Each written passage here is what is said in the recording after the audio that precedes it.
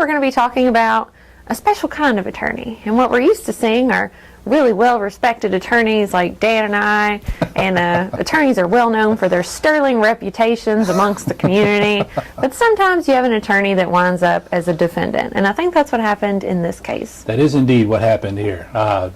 Usually there are attorneys in almost every chair in the courtroom. Unfortunately for this gentleman, he was in the defendant's chair. This guy's name is Cliff Branham. He's 36 years of age, and this case involves the actions he took in spending the escrow money that was sent to him by other companies.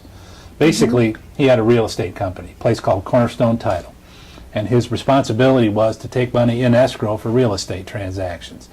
And several of these transactions didn't work, and the victims complained to Lexington Police Department, and Sergeant Jody Stowers did an investigation, and he found out that there were 3 victims initially, and then a 4th one came forward, and they relayed to Sergeant Stowers that they had given Cornerstone Title, and specifically Mr. Branham, amounts of money between $27,000 and about $95,000 for a variety of real estate transactions. So how much did he get away with total? Any idea? When all was said and done, it was just about $240,000.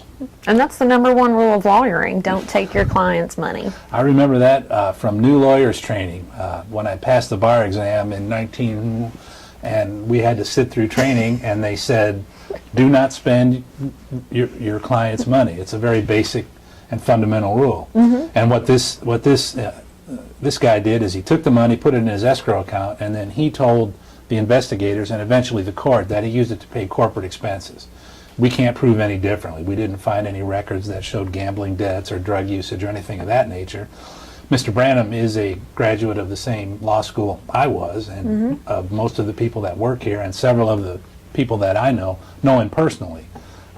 So he lives here in Lexington. He has a very nice and large house that is going through foreclosure. So when it was all said and done, he was charged with theft by failure to make required disposition, 4 different counts for spending the escrow money for these clients. He eventually pled guilty. He was sentenced to serve 8 years in the penitentiary. He is now at the Rotorua Corrections Center, which is where people report to before they get shipped out to wherever corrections is going to send him.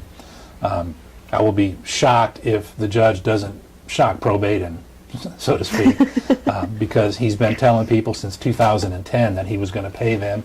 He has yet to pay a dime of this money that he took, but I expect that he will be released from prison soon, and he will make some form of restitution to these victims.